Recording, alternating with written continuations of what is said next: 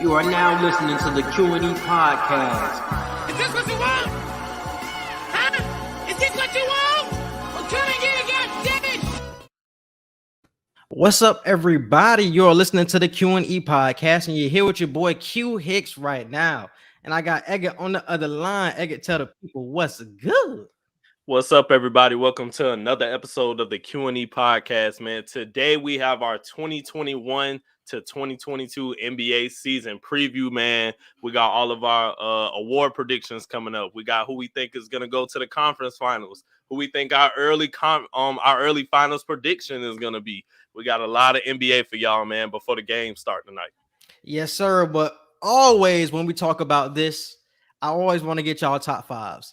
Top five in the league before we dive into any other conversation. Who is your top five right now? Five best players. Mo, baby, what's good? What up, Mo? What up? What is your top five in the league right now, bro? I just want to see where your mind at going into the league. My top five right now, KD, Steph, Giannis. I'll put Bron at 4. And then that's at 5, low for you. That's low for you. Cause I don't think he's gonna.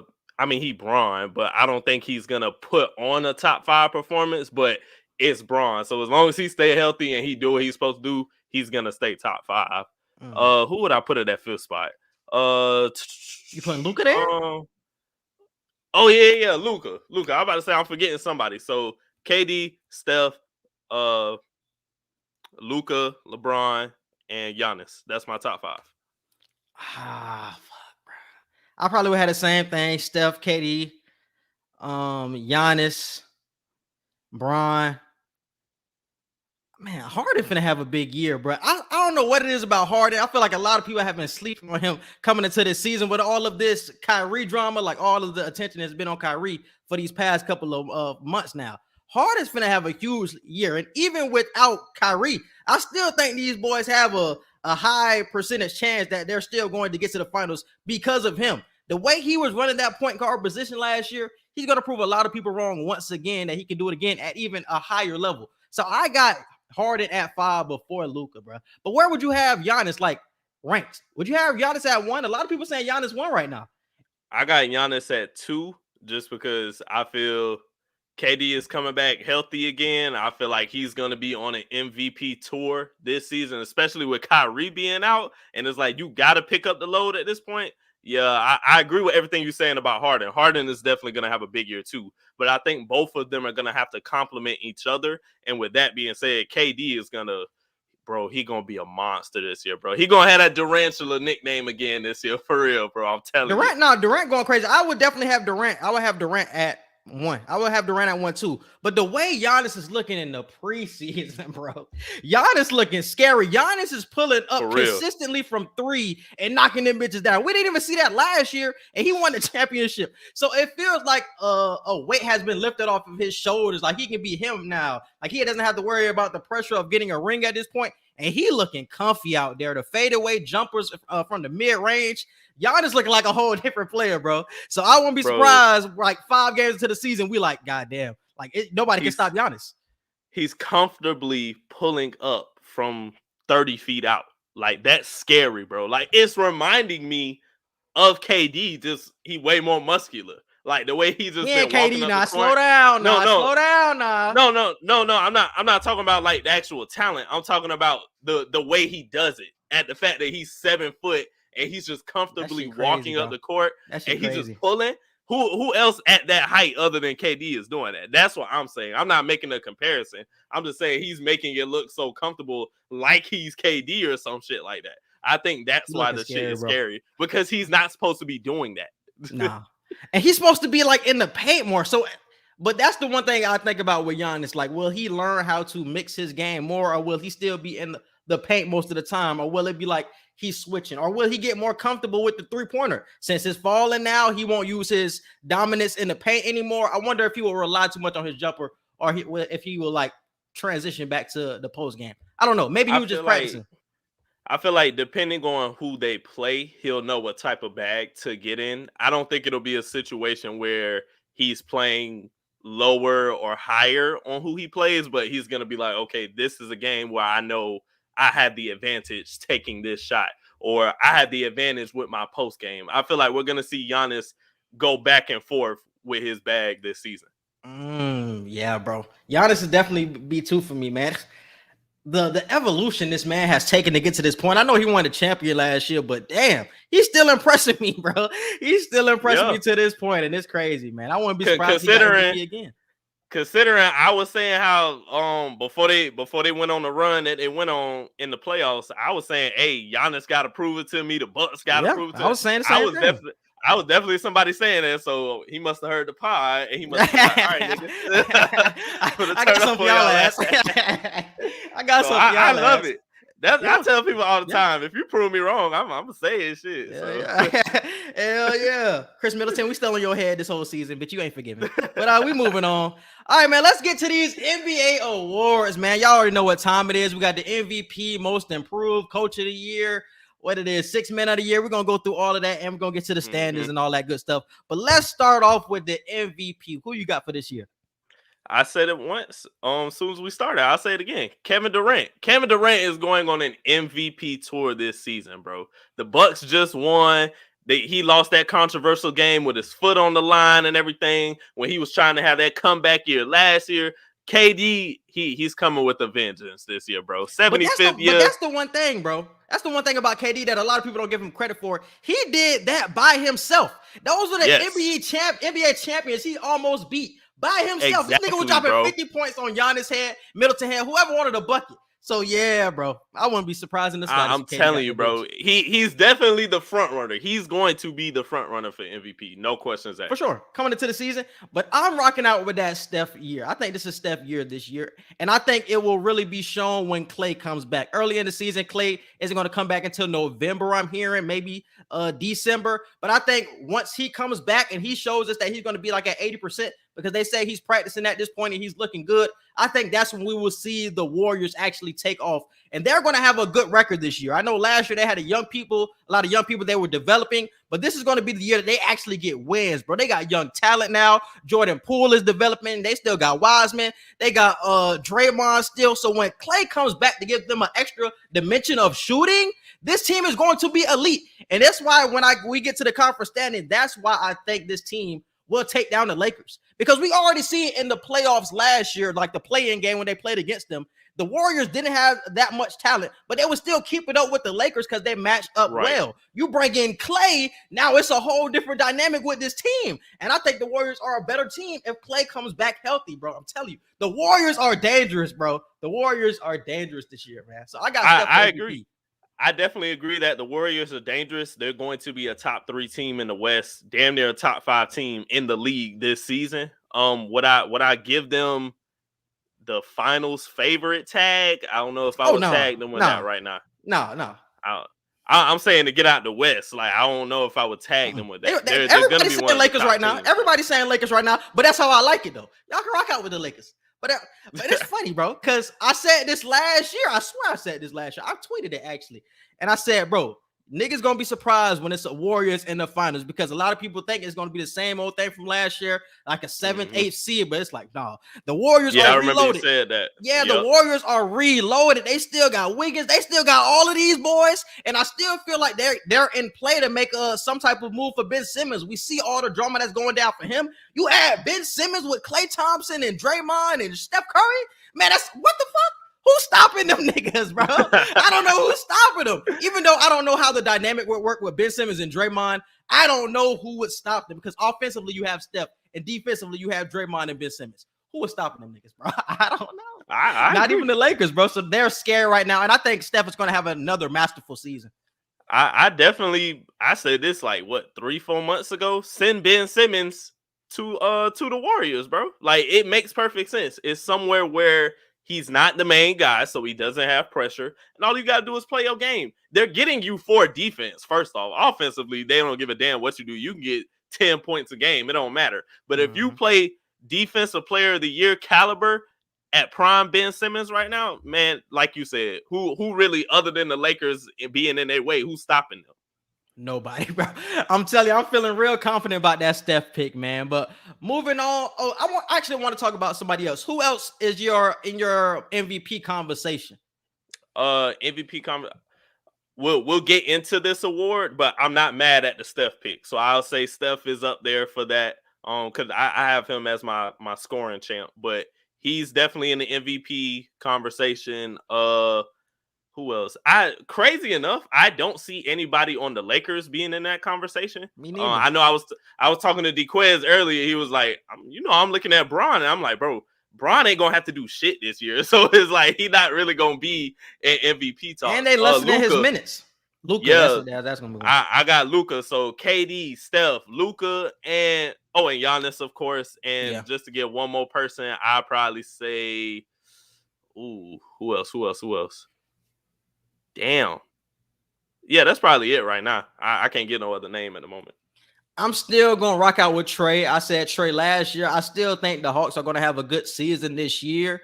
They will have a little bit of regression because they're not sneaking up on anybody no more. Like when the Hawks come into your town, they for real. And they got even more talent. So it's like, I'm really excited to see the Hawks and see how they match up against like the best teams in the Eastern Conference. With everybody healthy, I'm very excited for that. But I think Trey will be a contender.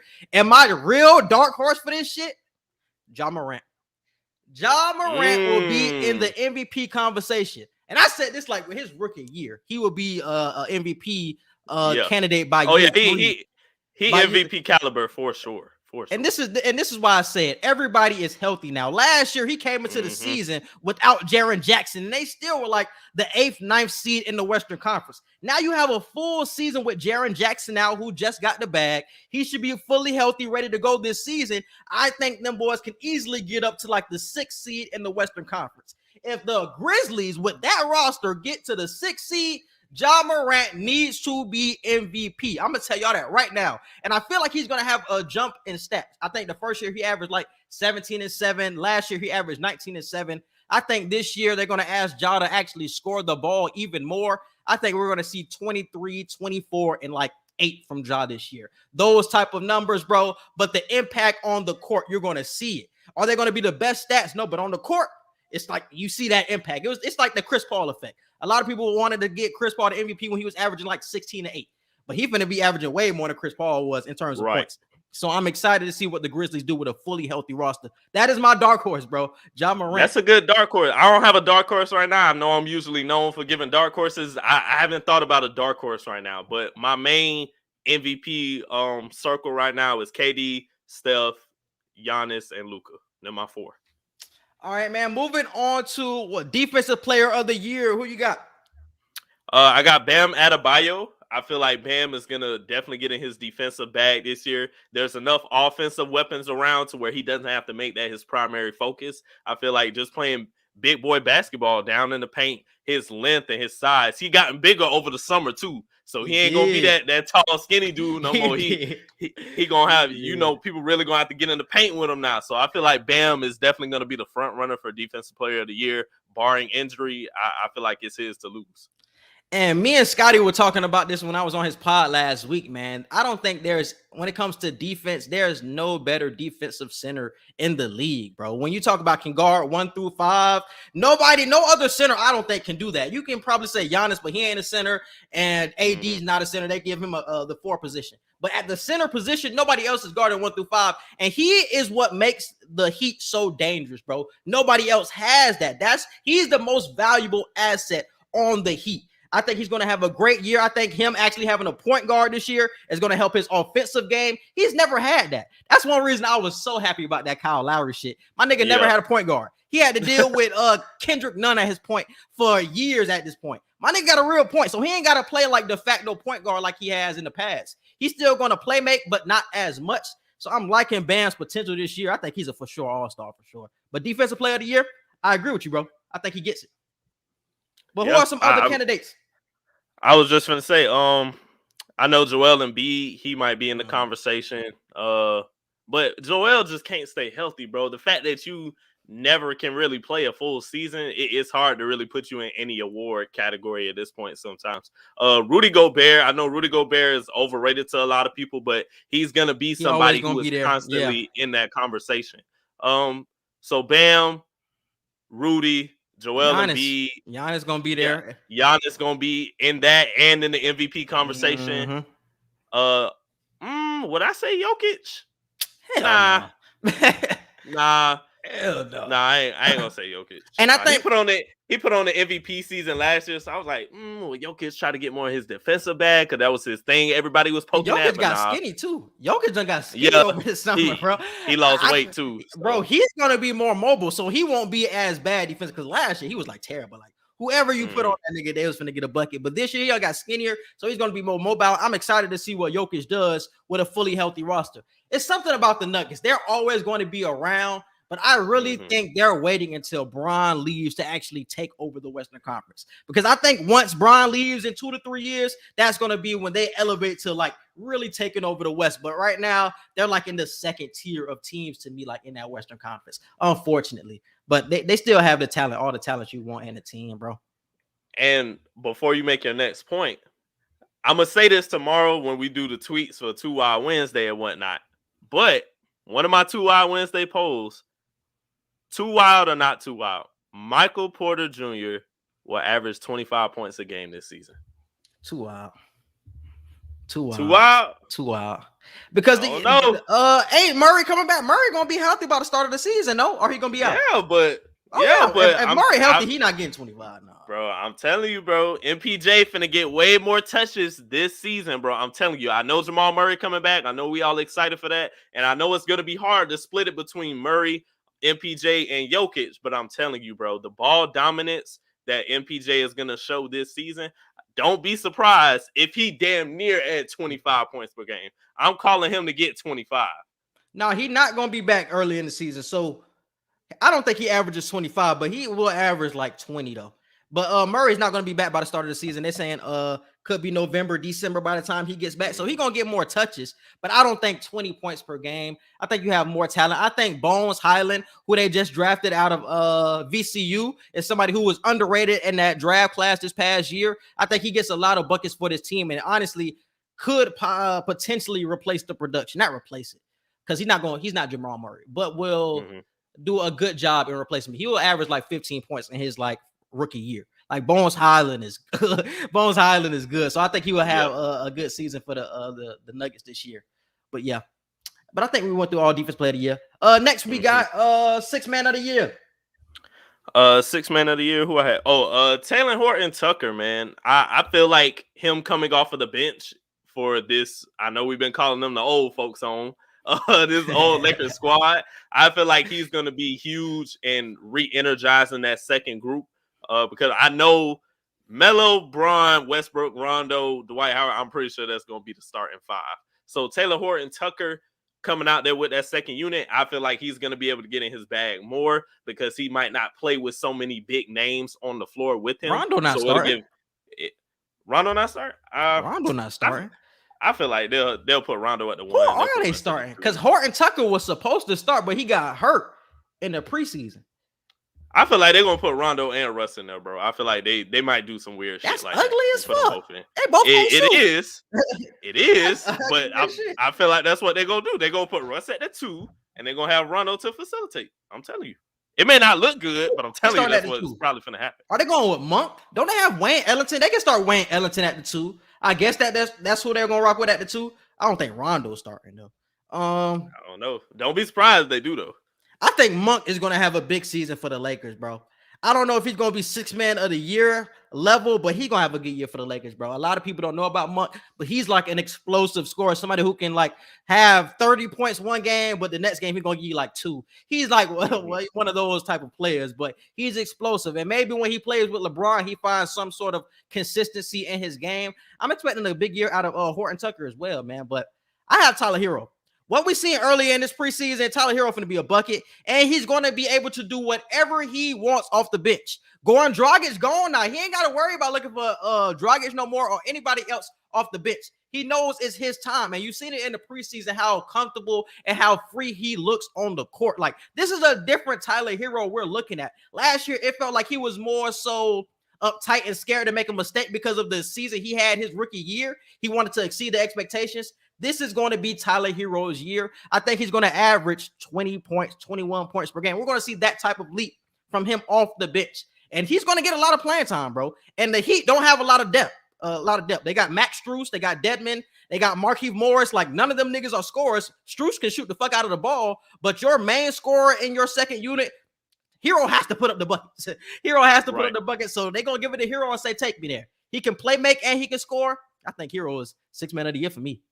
So do you, because like you said, last year we were both on opposite sides. I felt like last year Hero was still worth keeping during the whole trade season thing, even this past trade season and everything. But you were on the opposite side. You felt like Hero should have been one of the people that needed to go so we can get a bigger name. Do you feel like that still should have happened with you making this prediction? I would still make a trade. And like, for example, if Brandon Ingram, because the Pelicans are going to have a terrible season. And Zion is most likely going to ask out, or there's going to be some buzz that Zion wants out. Brandon Ingram is going to want out as well. If you can give up Hero and Duncan Robinson for Brandon Ingram, I would still make that trade. I am somebody who is, even though depth is obviously a big part of the game, come playoff time, the star power matters.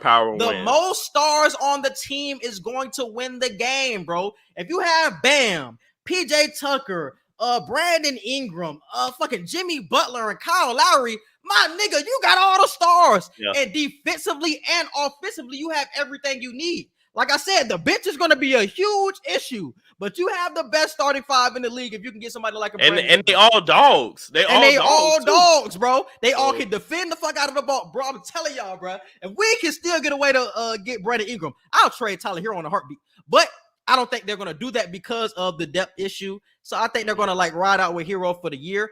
And since I think they will do that, he will put up the buckets. True. Yeah. And what we got? Most improved. Oh, 6 man of the year. You got any other candidates?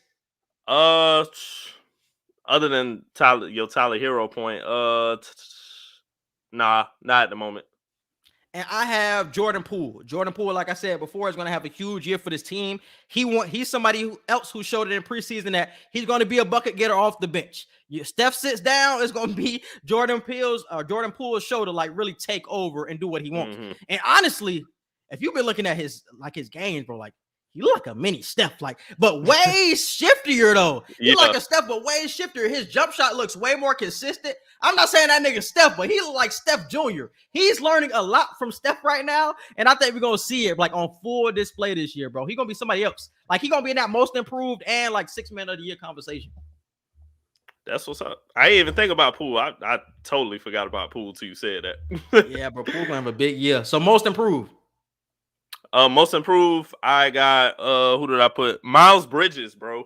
Miles Bridges is going to have a great year. He's gonna make that jump. Him and LaMelo have great chemistry. I feel like the Hornets damn near making the playoffs last year was very impressive. And I feel like this year they could possibly do it again. He's gonna take that leap and he's gonna be a strong defensive presence. And I feel like he's gonna definitely average at least 18 points this season, I think. I'm about to say, because he averaged 18. He averaged almost 13, 6, and 2 last year. So you see him making a big jump. He gonna make by 18. I say he'll get by 18. Not what gives you that confidence? What have you seen over the offseason that makes you think that he'll make that jump? I feel like the offense is gonna be spread out a lot more over the offseason. I know they worked on a lot of their jump shots. I don't follow him on IG, but I checked out his IG a little bit because I was watching LaMelo IG. And I seen like they were doing a lot of shooting drills, like off pick and rolls and whatnot. So I feel like it's definitely going to be a different Miles this season. Yeah, because Miles showed a lot of improvement last year, even though his points per game didn't jump. Like his 3-point percentage went up. Defensively, he was better. Right. Playing with somebody with LaMelo and actually played to his strengths because he wants to have a point guard who can just throw him a oop. Like that's what his game is built off of, athleticism. So having somebody like LaMelo obviously works toward it. So I wouldn't be surprised if Miles, actually I would be surprised if he gets it because I don't know if I see that big of a jump because of all of the talent that they have. He's doing so much better from the free throw line this year too, bro. Like he's going up like each year. So I feel like the free throw percentage is going up. To your point, the 3-point percentage is going up. His shot has gotten better over the summer. He's gotten a little bit more muscular and lean. I just feel like it's going to be a big jump for him. But the thing about the Hornets, they have a lot of mouths to feed, I feel like. And so I feel like the more so the offense is going to be spread out. You got Book Knight coming in now. You still got Kai Jones that's going to come in. You still got PJ Washington. You got Rozier. You got LaMelo. So it's a lot of mouths to feed. I know LaMelo can spread the ball out. And you still got Gordon Hayward too. So I know he can spread the ball out and get a lot of people involved. But seeing that big of a jump will really surprise me.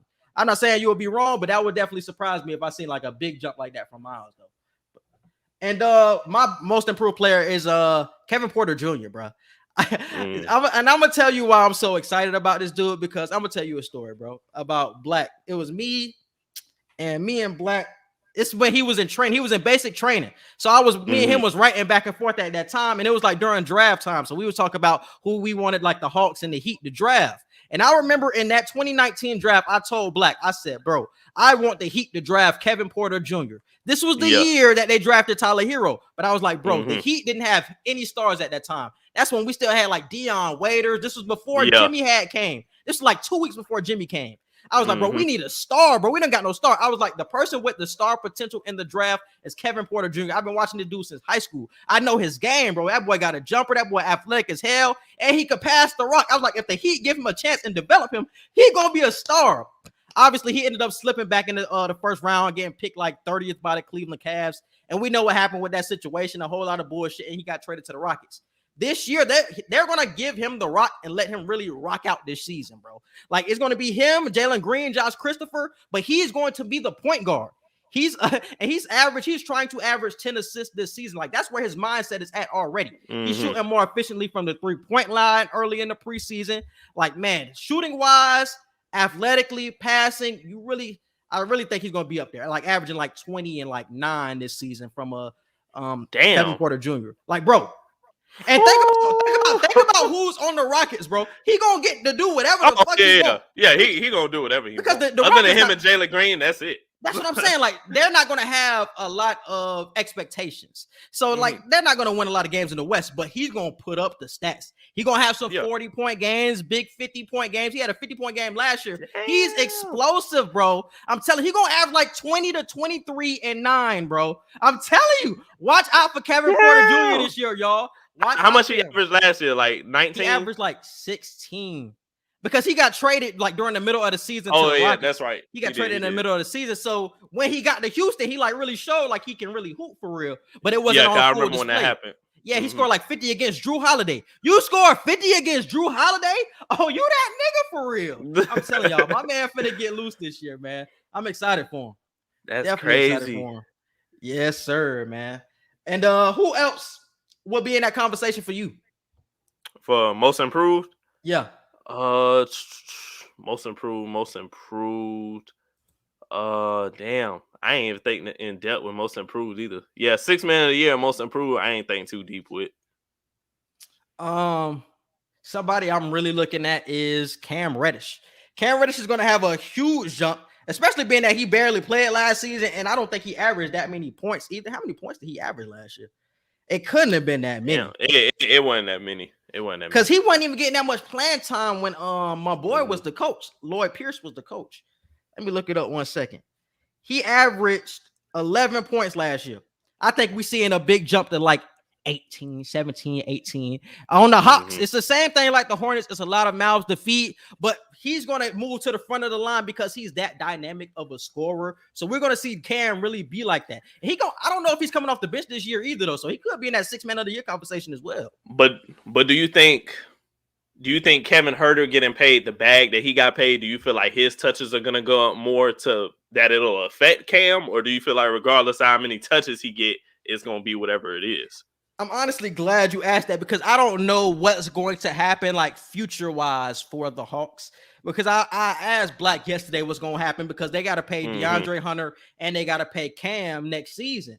So if Cam has a big year, obviously he's going to be looking for the bag. And DeAndre Hunter is DeAndre Hunter. He's going to have a good year, a good two-way player. So that's a lot of money you got to pass around for those two players. Somebody might have to get the boot. Like, will it be Cam? Will it be Hunter? Will it be somebody else that's already on the team that has to get the boot? Like, I don't know. But that's an interesting conversation to have for the Hawks moving forward. I feel like if the situation comes up to where he does what you say and balls out this season, proves that he's worth some type of big time contract, I feel like it wouldn't be crazy if the Hawks don't go with it and they choose to give him the boot or he chooses to walk or whatever. But at the same time, it's like who else would you trade in that situation to free up cap space for you? Because you're either gonna have to get rid of other people to decrease the cap. I would rather value. give up people.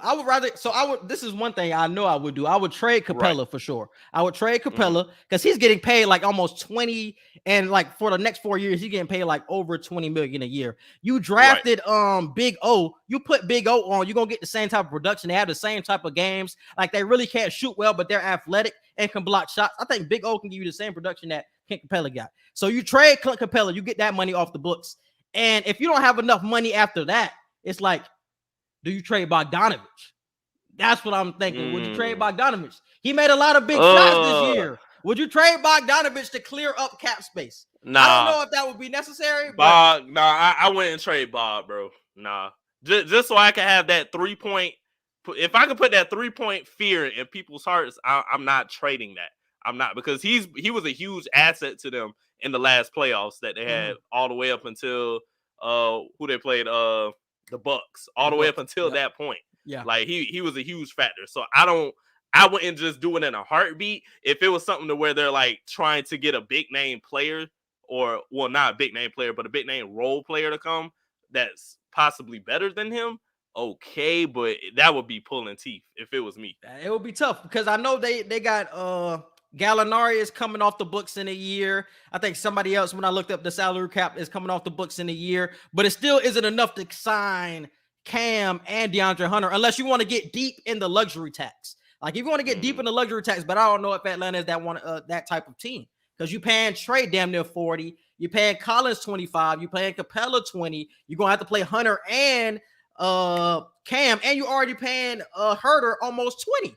So it's like that's a lot of money that you got stockpiled right now, bro. So somebody will have to get the boot. And I think Dre ended up commenting that under one of my tweets and saying that one of them is going to have to get flipped. And I don't know if I would disagree with him. I don't know if I can disagree with him. Would you flip Cam for somebody who isn't getting paid as much but can give you the similar production? I think it would make sense. I think Bogdanovich is probably the only one that shouldn't really get touched. Clint Capella, I agree. You can trade him and get some valuable, either money to pay other players or another valuable asset. Cam, I wouldn't be mad at Cam if Cam had to get the boot. It wouldn't bother me either way. I feel like any move they make, it will make sense. And they got a lot of talent. These are the problems you want to have as an organization because you have all of this talent. So obviously, anything you do is going to make sense. Anything you do is going to make sense. You might have people that still have a negative opinion, but it's like, what else would you do in that situation? This is a good problem to have, but it's going to tell us a lot about the owner and the GM of the Hawks. Like if they're willing to go deeper to the luxury tax, because there's a lot of stingy ass owners, bro, that don't like to get deeper to that luxury tax because it's a way that they can sign both of them, but they're going to be deep in the luxury tax. So I don't know if that's what the owners want to pay, bro. So that's definitely going to be an interesting situation to look at moving forward, bro. But Cam is definitely in that MIP 6-man conversation, bro. Definitely like what he's doing. And coach of the year. Would you before we get to that, would you consider Lonzo Ball for most improved player? Just to go back to that. Because him joining the Bulls, being there with Zach LaVine, he gonna be good. He gonna be good. And Vooch and all them boys. I don't know, bro. I feel like I'll probably say that could be my dark horse. I haven't given a dark horse yet. Lonzo Ball, dark horse for most improved. What did he average last year? What did he average? Because he's going to have a big year. I was telling Scotty, bro, I was like, bro, they're going to be able to have a death lineup on the court for the Bulls. If you have a lineup of, go ahead. He averaged 14 points this last season. 14. Almost 15, 14.6. He averaged 15 points. I can see Lonzo getting up to like 16, like 8 and 8. That's more, but that's Lonzo's game. That's a great season for Lonzo. 16, 8 and 8. It is. That's a great season and good defense. That's the season. That's the money you paying him for. I just can't see like a huge jump from Lonzo going to like 20. I can't see that. But because they're projecting him right now, I'm looking at this season's projections. They're projecting him to make 15 points a game.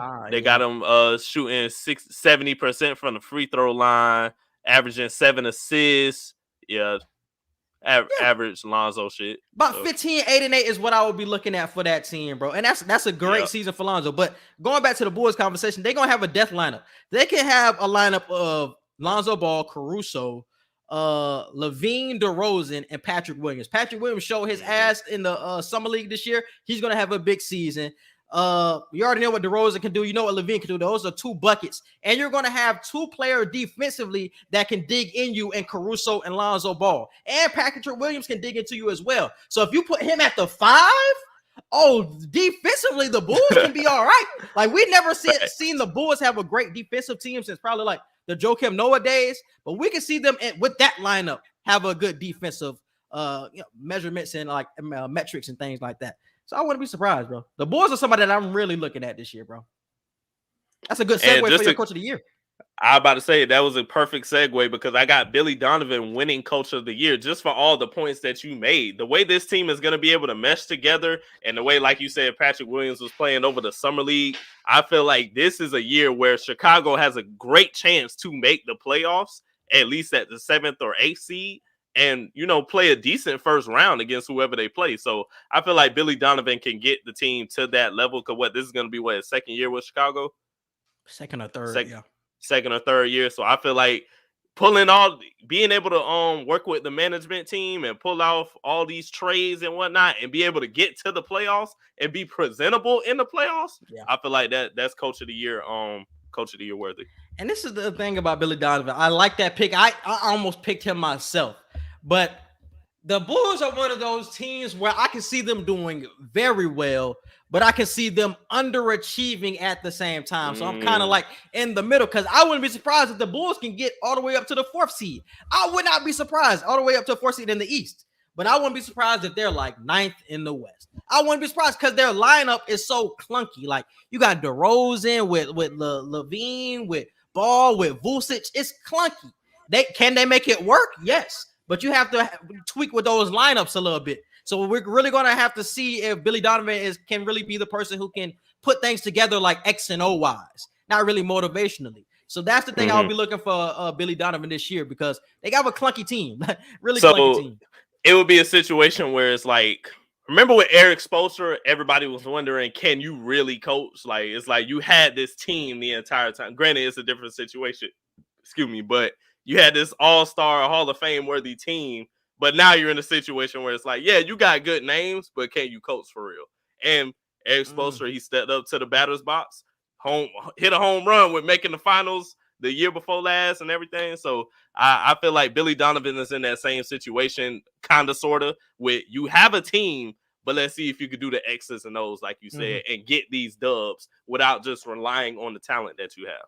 Yeah. Because I think he showed last year that he can coach, but like the talent wasn't there. But now the talent's there. So what can you do with that talent?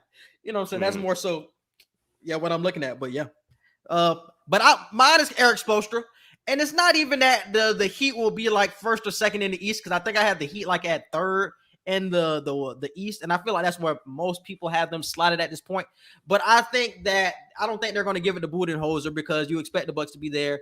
And the Nets, I don't think they're going to give it to Steve Nash if they get at 1 because you expect it.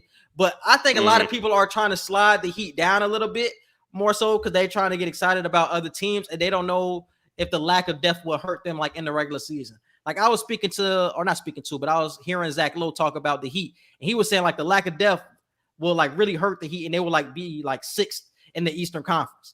And it's like a lot of people are starting to pick up that trend of like the Heat not going to be as good as they will be by the playoffs. Because the Heat are built for the playoffs. That team that they have is built for the playoffs. Yeah. Not really the regular season. So a lot of people are thinking that they will slide down in the rankings in the East to preserve themselves for the playoffs. But I think they will have a good regular season, though. I agree. I feel like their regular season definitely going to be fighting for the 4th and 5th seed. How you said the Bulls could probably get the 4th seed. I feel like the Heat are going to be in that conversation of 4th, 5th throughout the entire season. And regardless of who they play, the Heat are a team that it doesn't matter if they're 3rd, 5th, 7th. It doesn't matter. The Heat are going to play their ass off, and they're going to get to the next round regardless of wherever they start off in the first round. For sure. The Heat going to have a big year, man, until we see the Nets. Until they see the Nets, and I don't know about that one. But that Kyrie situation is really making it like more open than I would have said Yeah. before.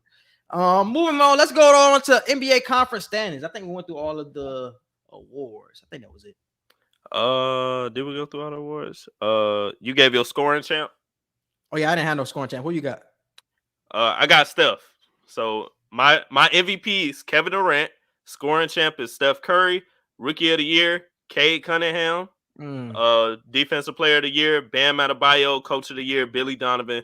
Most improved player, Miles Bridges. And sixth man of the year is Taylor Horton Tucker. Yeah, rookie of the year, I got K. I heard K is going to miss like the early part of the season, but I still think he's going to come back, show his ass, and I think he's going to put the Pistons in position to be like in that play-in conversation.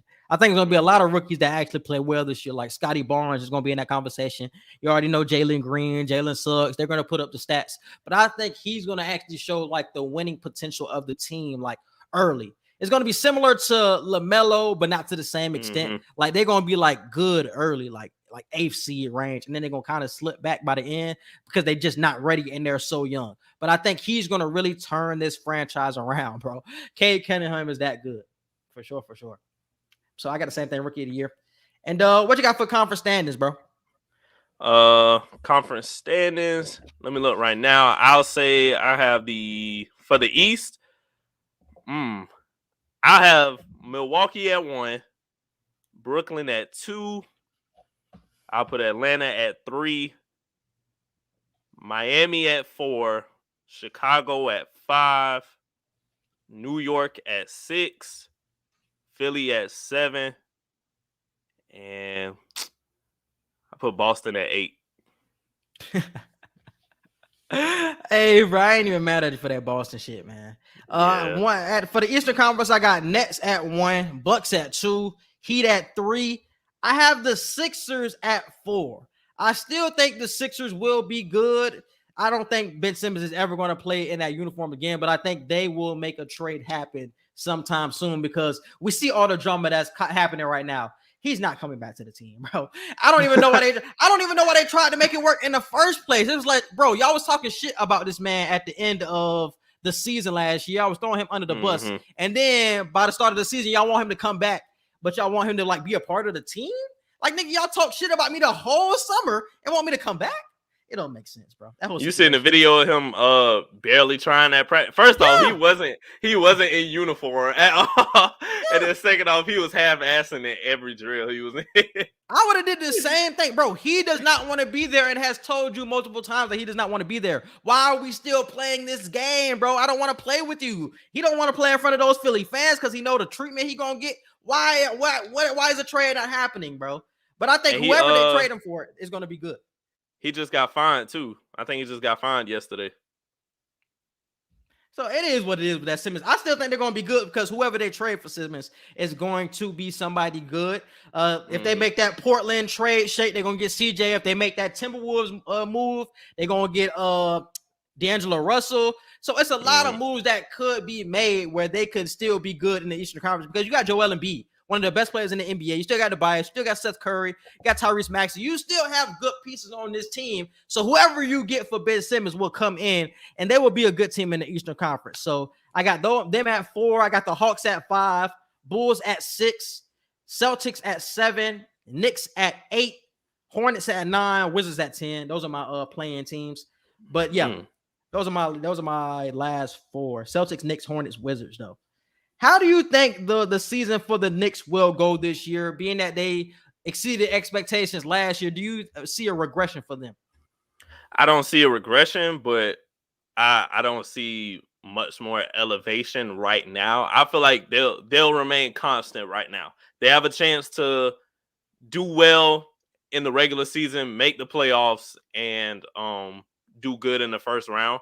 But I don't see much past that. I feel like that's the next hump that the Knicks have to get over. Can you get to the second round? This whole time for however many years now, we've been like, can they even do good during the regular season? Okay, they did all right, but can they do good enough to make the playoffs? I feel like now the next hump is, can you get out of the first round? And I don't see that happening this season. So I expect another season just like last year.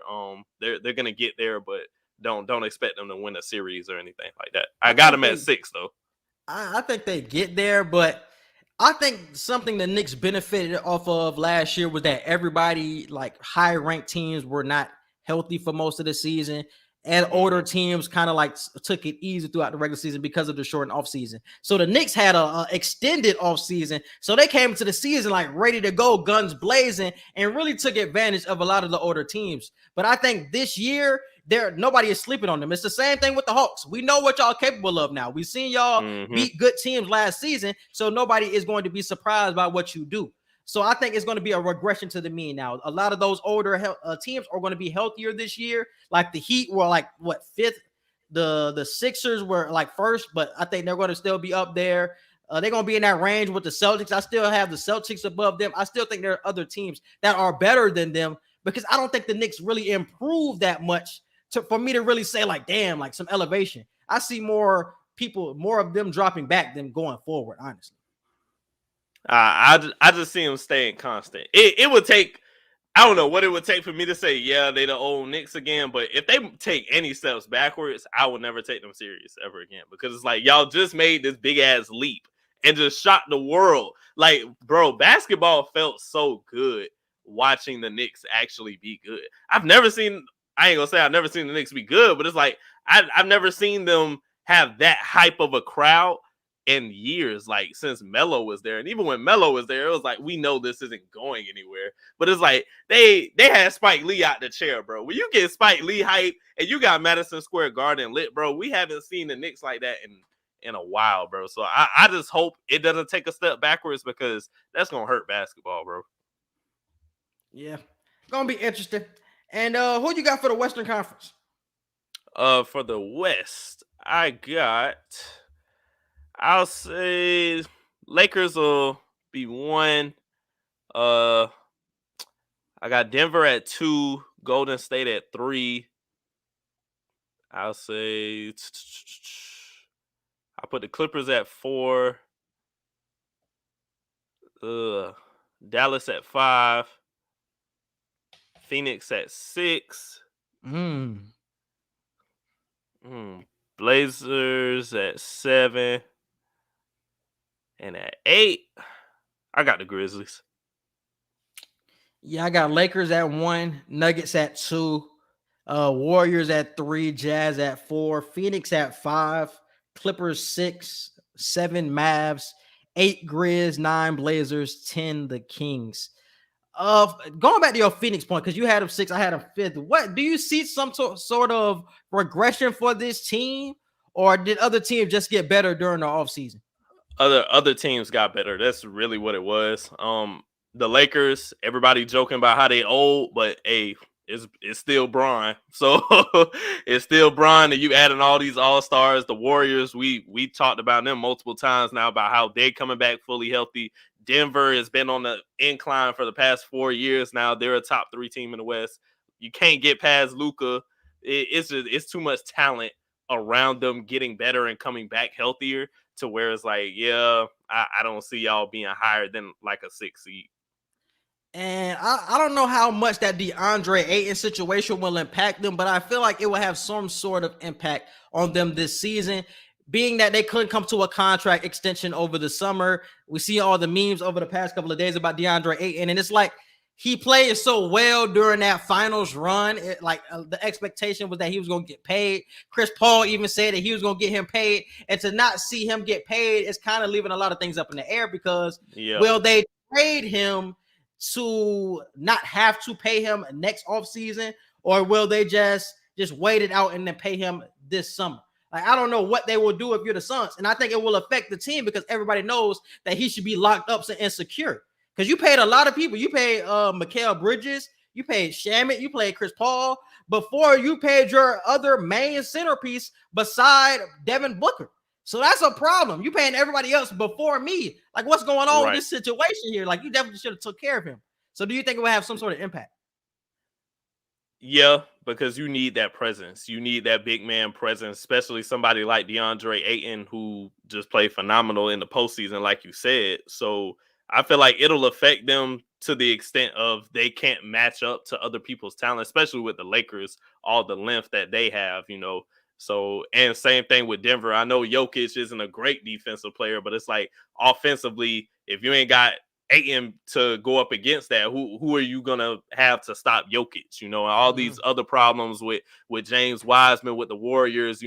That down in the paint presence, like that's gonna hurt Phoenix, bro. So the fact that everybody is coming back healthy and better, and you don't even know how long DeAndre Ayton gonna be with y'all, if he gonna be traded or whatnot, it's a lot of drama surrounding Phoenix. So they'll make the playoffs, but I got them low.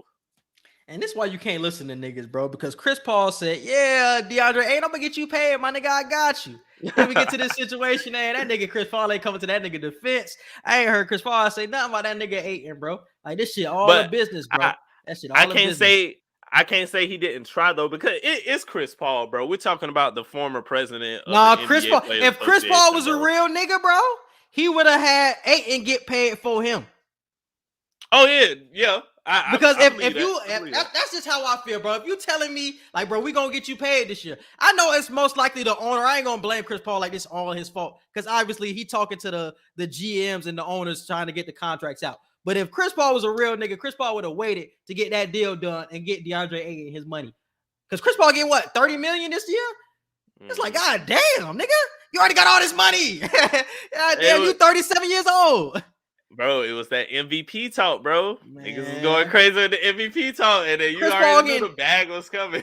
Chris Paul is 37 years old, getting $30 million. I know Lowry old too, so I know I shouldn't be talking about old point guards. But goddamn, you can have some sort of like sacrifice for my nigga Ayton, right? Get that nigga secure. I don't know. That's how I feel. Do you see anywhere he could potentially get traded to? Who, Ayton? Oh, hell yeah. The Kings are one of my, how should I say this? I don't want to say one of my favorite teams. It's a weird relationship with the Kings, because I like the Kings. I like a lot of players on the Kings, but they're so ass at the same time. So I want the Kings to trade for him because they haven't had a real center in such a long time, like since DeMarcus Cousins, and that was like 5-6 years ago when they traded him. I want him to go there, because if they get De'Aaron Fox, DeAndre Ayton, Tyrese Halliburton, and I feel like that big three, they can finally make the playoffs. Will it be anything crazy? No. But playoffs, I just want to see the Kings make the playoffs legitimately, bro. And I think with DeAndre Ayton having a real defensive presence down low, that is what they need to take that step forward. Because right now, even this year, they will not stop anybody. They cannot play defense. They got my boy Davion Mitchell, but other than Davion, your defensive presence is not there. Down low, nobody blocking shots. So I think the Kings willing to dish out the cash too. I feel like there's two spots I can see him going to, and both teams need them. I would say the Boston Celtics or the Toronto Raptors. The Toronto Raptors got guards out of the ass, so they could literally trade like 3 to 4 players plus some picks to get this nigga. So I would say Toronto. And Boston, yeah, I wouldn't rely on Jason Tatum and Jaylen Brown all the time. Eventually, you're going to need points in the paint. Eventually, you're going to need rim protection. Why not trade Morris and like maybe one other player and some picks, to get DeAndre Ayton? That way you got Tatum, Brown, and DeAndre Ayton. I feel like you got a good squad at that point. You got at least a big 3. I would like him going to the Hawks too.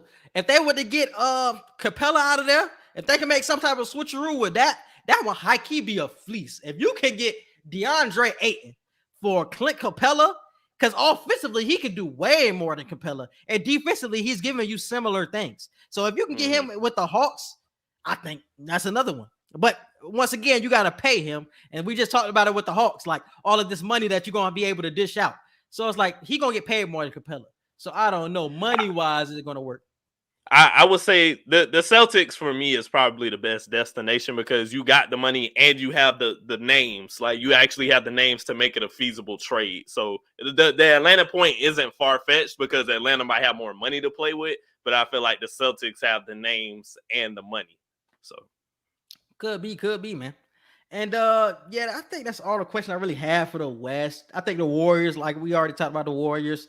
The Jazz is gonna be that team that's around, but ain't really gonna do shit in the playoffs. We know what the Jazz. I don't have them making the playoffs. I don't know if you peeped. You didn't have the Jazz in there? I ain't even peeped that. Jazz. I just assumed the Jazz was in there, but they wasn't gonna do shit in the playoffs. And I was high on the Jazz last season, y'all. So that's saying a lot. That's saying a lot. Yeah. I still got the Jazz making the playoffs, man, but it's definitely a regression from last year. They just like the Knicks, like they really benefited from like the shorter offseason. Like they had a longer offseason and they were really running a lot of teams out of the building.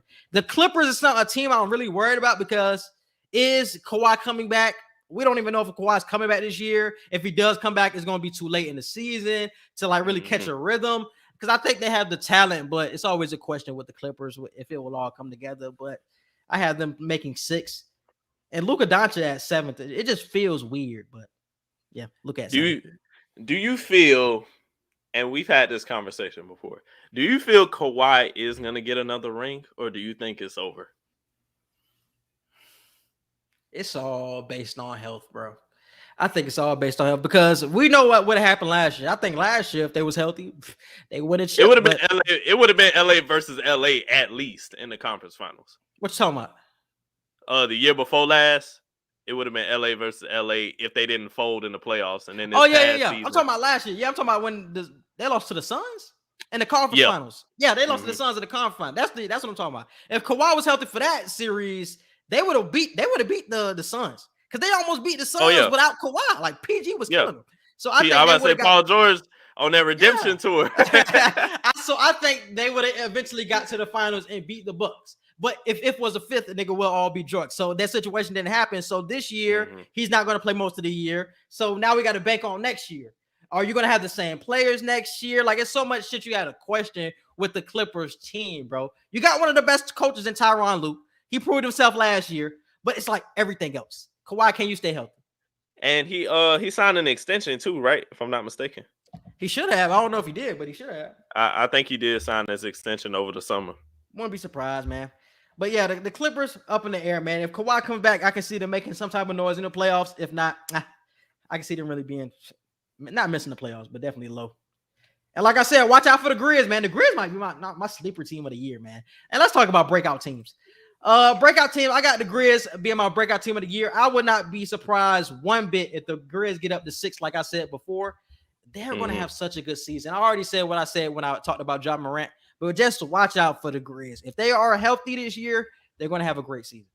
When we say breakout team, do you mean like playoff wise? Like, do you mean what do I mean by breakout team? Like the type of jump the Suns made, the type of jump the Hornets made before the LaMelo injury. They were like 4th in the East before LaMelo got hurt. That type of jump that nobody expects. Okay. It's like, damn, like how the hell? Like them niggas is winning all this? Yeah, that type of jump. I would say the Chicago Bulls then. Back to my Billy Donovan point, he's gonna have a special squad to work with. So I feel like the Bulls will definitely be in competition for 4th or 5th spot. I got Miami at 4, and I think I said Chicago at 5. But I definitely see them making that jump. Yeah. Next, we got biggest threat to the Lakers and Nets. Biggest threat to the Lakers, the Warriors, easily. And biggest threat to the Nets, I got to go with the reigning champs. I got to go with Giannis till it ain't Giannis no more. I got the biggest threat to the Lakers definitely being the Warriors, man. We already talked about the Warriors so much. And the biggest threat to the Nets, bro, this one tough. Because it's so easy to say Bucks. But I honestly think the worst matchup for them to see would be the Heat. I don't think the Nets, especially without Kyrie. This is without Kyrie. Because with Kyrie, I don't think them niggas lose to anybody. And honestly, if they had Kyrie, I don't think there's no threat to them. If healthy, I don't think there's any threat. But we've seen so many injuries with the Nets, and it leaves so many doors open because, damn, James Harden been hurt last year. Like, is this going to be some trend? KD had been hurt the past couple of years. Is it a trend? Kyrie, is he not going to be there? Is he going to get the vax? There's so many questions with the Nets. So even though they added so many role players this year with like Patty Mills and Paul Millsap, it's a question with those top 3 stars. So I think the Heat are their biggest threat because honestly, I think the Heat are better than the Bucks. So I think playoff wise, if the Heat were to play the Bucks, I think the Heat win.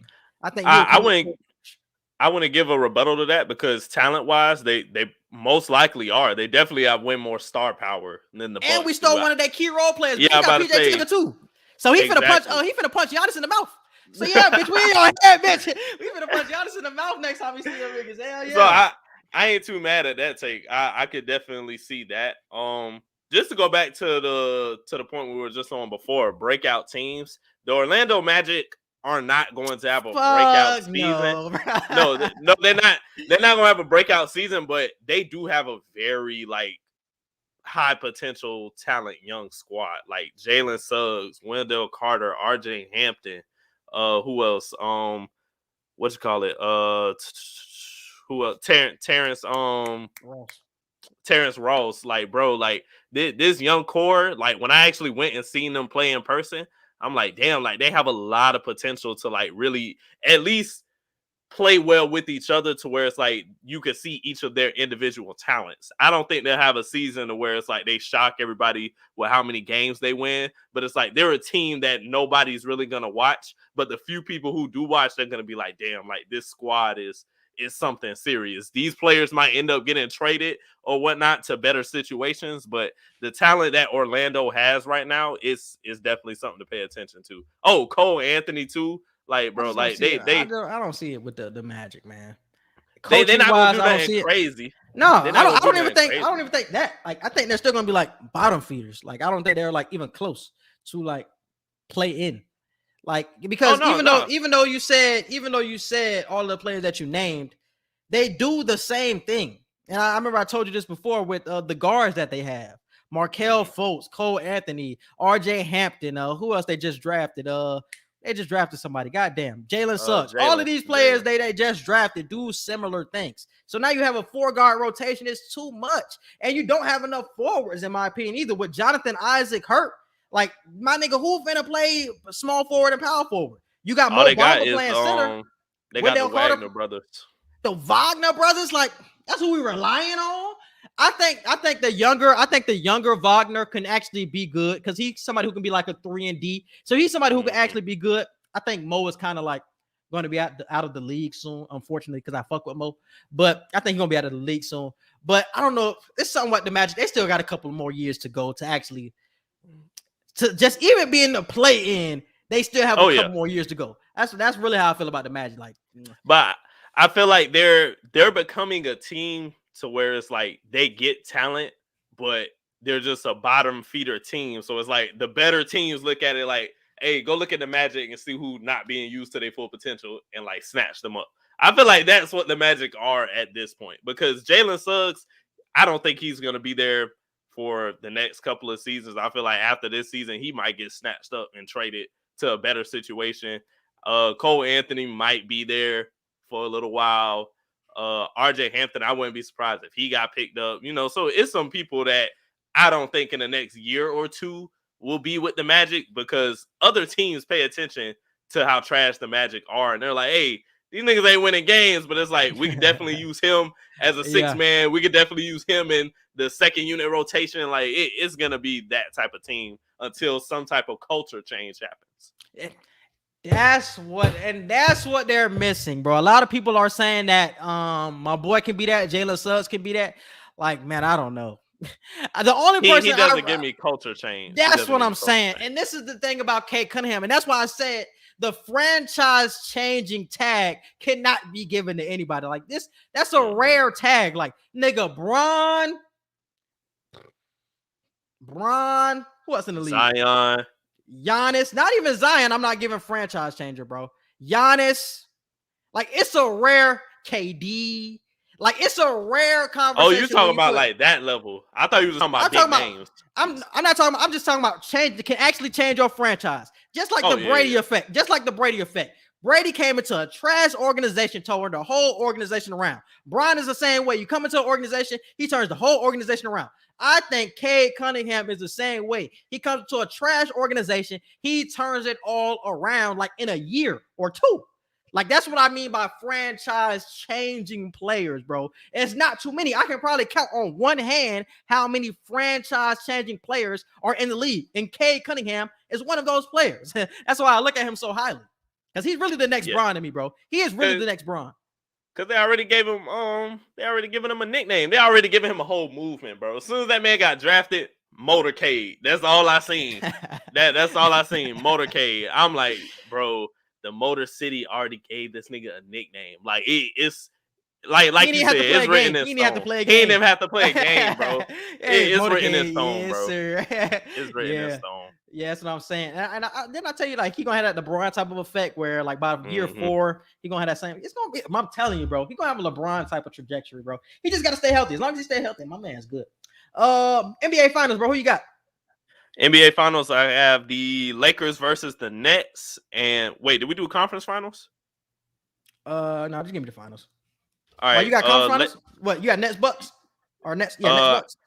I got Nets versus the Heat in the Eastern Conference Finals. And I have Lakers versus the Warriors in the Western Conference Finals. And for the NBA Finals, I got Lakers versus Nets with the Lakers winning. Should I make a hot take here? Should I make a hot take preseason? I don't know. It might be. If it's the Heat, it's not a hot take. Nah. It's about the Nets. Whoa. I don't think they will be healthy enough, even though if healthy, they will win the championship. Even if they do not have Kyrie, they will win the championship. But I think something happens to, knock on wood, obviously, KD or Harden this year that really derails their season, because now you're putting so much on those two players' shoulders. Because when you had 3, it's like, oh, one person can be out, but the other 2 will pick up the slack. But now it's just 2 now.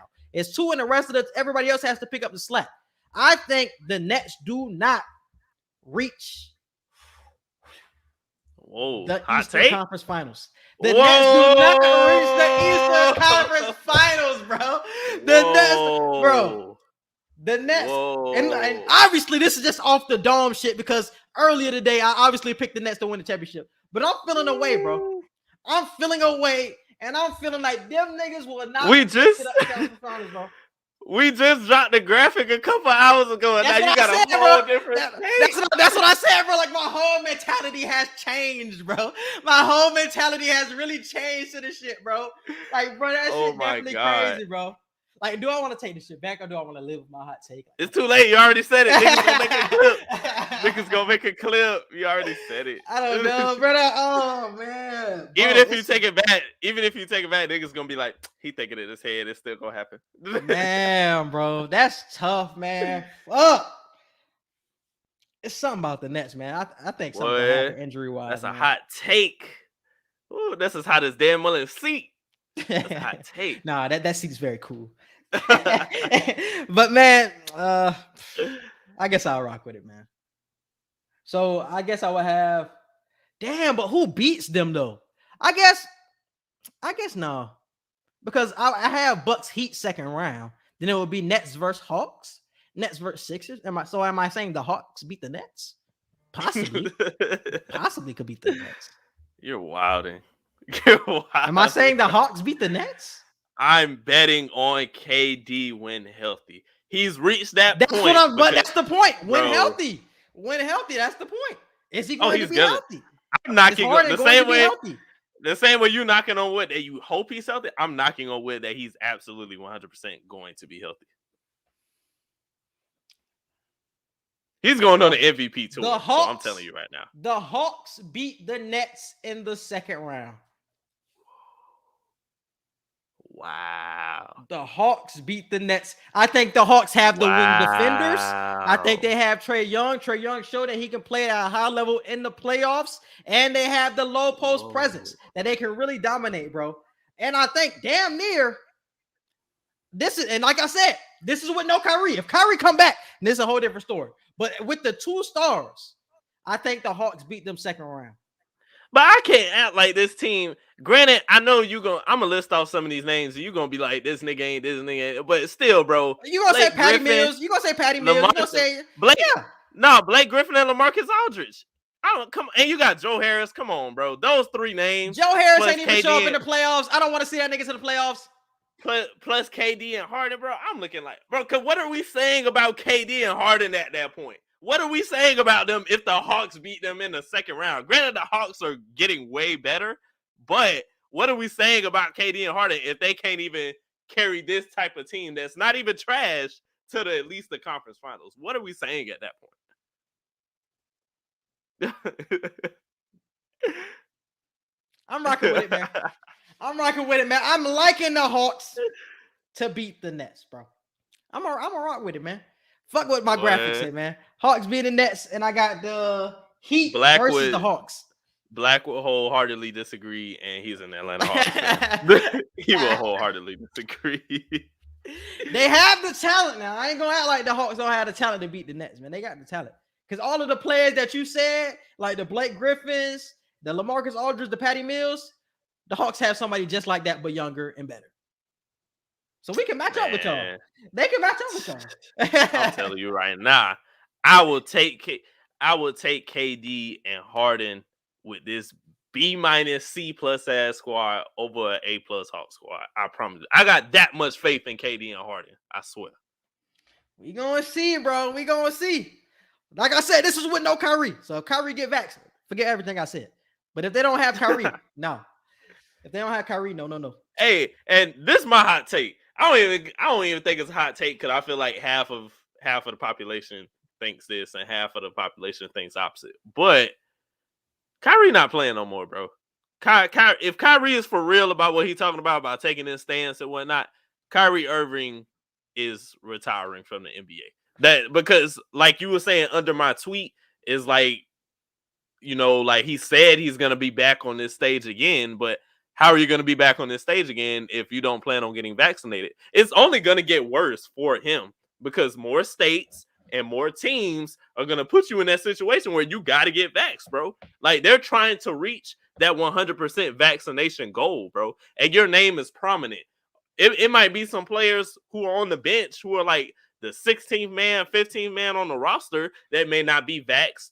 But you're Kyrie Irving. You're going to be in the spotlight. You're going to get a lot of backlash because of who you are and things that you have done and said in the past. So I feel Kyrie is not going to be in the NBA no more, bro, unless he gets the vax. And if you get the vax, you did all of that for nothing. Like, in my opinion, like I feel like you did all that stance for this, stance for that. You did it for nothing if you're just going to end up getting the vax. So don't be surprised, y'all, if Kyrie Irving real deal retires. I know he said he's not going to, but what other choice do you have? You either gonna get the vax and just go against everything you stood for, or you're not gonna get it and you're just gonna become an activist. Them the only two options. I don't think he retire because I don't think he wants to go back on that word of saying he's not going to retire. I think he'll rather go back on the word of saying he don't want to get the vax more so than the retirement thing. So I think the vax will most likely be the thing that he actually gets. Because I do think he wants to play with KD. He wants to play with Harden. So I think he wants to play with them. He don't want to get traded. So I think that will eventually happen. He will get the vax. But like you said, a lot of people will be questioning what he did all that for. But I don't know. Maybe he has his own reasons why he did it. But a lot of things will come into question at that point. But I think he will eventually get the vax, though, bro. He will eventually get it. Because he said he's trying to be a voice for the voiceless and everything. And it's like, that's all good and well. But if you're saying you're trying to be a voice for the voiceless, but then you eventually end up doing something that no longer represents the voiceless, then what was the point of it? This is the thing about the Kyrie situation. I think this is why Kyrie is so hell-bent on not getting the vax, because he's the vice president of the NBA PA or some shit like that. Mm-hmm. They told him that he wouldn't have to get the vax. And that's why he is where he is right now. Like, they told me I have to get the vax, so why I got to get the vax? But the city mandate came down and said you got to get the vax for all athletes. So that shit is kind of conflicting with the NBA and the city type of situation, because the NBA isn't mandating it. It's the city at this point. But he was told by the NBA he wouldn't have to get it. So he's trying to stand up to the NBA like, bro, y'all told me I ain't have to get it. But it's nothing that the NBA can do at this point to save him. Like, it's the city, bro. It's nothing that they can do about it. So he has to high-key battle that. And that's why I said, bro, it's only going to get worse. More cities, more states are going to require it and mandate it. And the more NBA teams are going to have to look at you like, hey, we sorry, bro. Like, we're trying to help, but it's a citywide, statewide mandate now. It's going to get more and more like that as the this season goes on and as we go forward into next year, bro. It's going to get like that more and more, especially with having to go to Canada and play in Toronto when they're definitely talking about putting you in prison and fining you if you end up getting COVID and you're not vaccinated and all this and that, and you cause other people to get it. They talk about putting you in prison and all that, bro. It's not gonna get better for you. So I don't know. I like Kyrie, and I don't like talking bad about Kyrie. I don't like how people are damaging his image and all of that. But it's like, bro, you have to figure out what you're gonna do. He's kind of like straddling the fence right now. Yeah, I think he's gonna come back because I think a report came out and said that he's not anti-vax. Like he's willing to get the vax, but like, he's standing up like y'all. I'm telling you, the reason he don't want to come back is because the NBA told him he wouldn't have to get it. But it's nothing that the NBA can do. I feel like he's still trying to talk to the NBA, like, bro, y'all told me I can play without it. I didn't have to play with it. And then they like, nah, it's nothing that we can do. So he's still battling that shit. So he's still trying to come to grips. But I think he will eventually get it because he has to get over it. He has to get over it at this point, bro. It's nothing that the NBA can do, bro. It's a citywide mandate. If you want to play with KD and you want to play with Harden, bro, you're going to have to saddle up and just get the vaccine, bro. Unfortunately, but you're going to have to get it. And what next, bro? We got the Ben Simmons drama, bro. What you got for Ben Simmons drama? How you felt about the report that came out today? Will he play with the Sixers again? Where will he get traded to? He not playing with the Sixers again. It's over.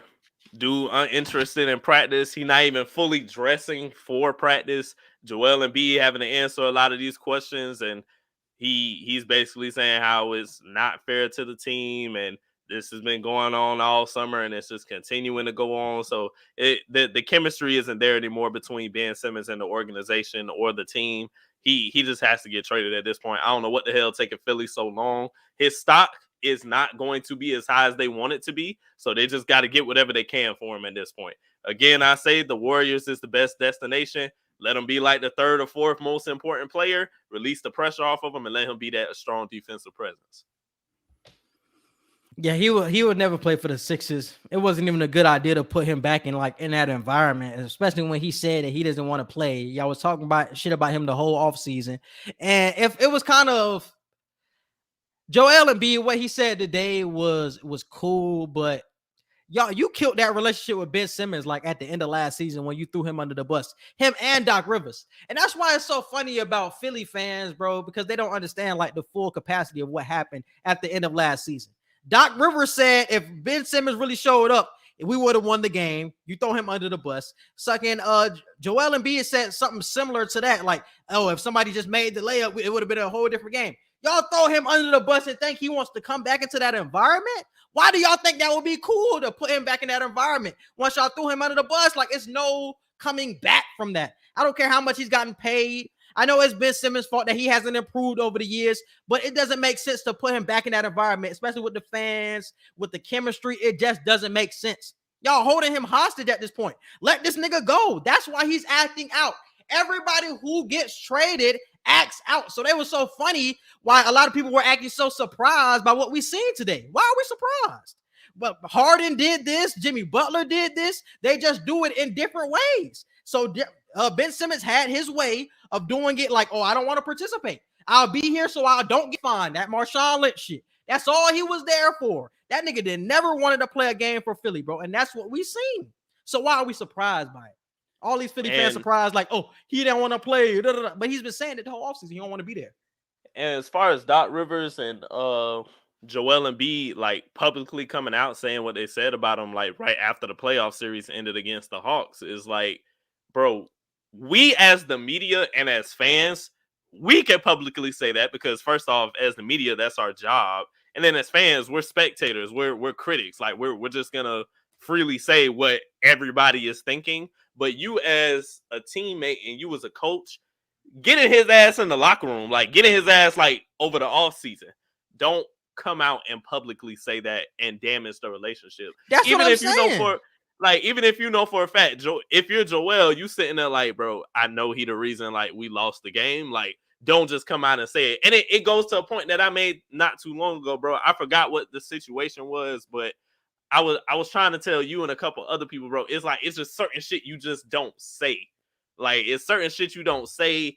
And if you do say it, it depends on how you say it. Even if everybody knows, even if it's all the questions that we want to know, you got to know when and when not to say shit. For sure. And that was one of those situations. Once he heard that from his teammates and head coach, why the fuck would he want to come back? Why the fuck? And everybody knew that he should have been gone. The only person that's been keeping him held hostage is Daryl Morey. He is the villain of this situation, Philly fans. He is the villain. It's not Ben Simmons. Ben Simmons has been telling you for months that he doesn't want to be there. So why are you surprised when he's acting out? Come on now, get smart with it. This is not Ben Simmons' fault. He should have been traded months ago. Bro, all of these suitors, everybody been trying to give you all a trade. Indiana, Portland, the Timberwolves, Sacramento. Nigga, it ain't like he hasn't gotten offers for this dude, bro. He's gotten offers, but he don't want to accept it because he's trying to get the king's ransom. This nigga and you're not getting that, bro. He not getting that shit. This nigga wanted CJ McCollum and 4 first-round picks. Nigga, who is giving you that? Not after what we just seen. No, nobody's giving that. After what we just seen, nobody's giving you that. So why are niggas looking at Ben Simmons like, damn, nigga, why are you still here when you're not blaming the fucking GM for asking for these unrealistic trade offers, bro? Like, come on, bro.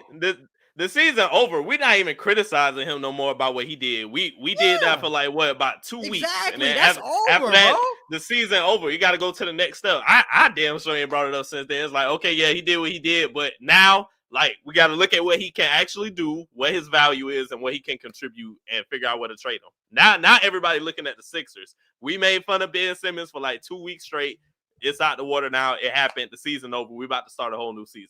Why is this still an ongoing thing? So I don't know, bro. That's the problem with the 76ers, bro. Everybody can talk shit about Ben, but he's not the problem, bro. That nigga told y'all months ago he did not want to be there, man. So I don't understand what y'all talking about. Because I don't even have a high ceiling for Ben Simmons right now at this point. I just want to see him get better. Like, I don't have high expectations for him anymore. I'm not expecting him to be like a huge difference maker with certain shit anymore right now. Bro, I just want to see you get better. I just want to see you actually get a shot. I just want to see you play strong defensively like you always do. And I just want to see you help contribute to push the team forward to the best extent. That's all I want to see. All right, man. I think that's it for all the topics, man. So shit, you can hit up with the social media.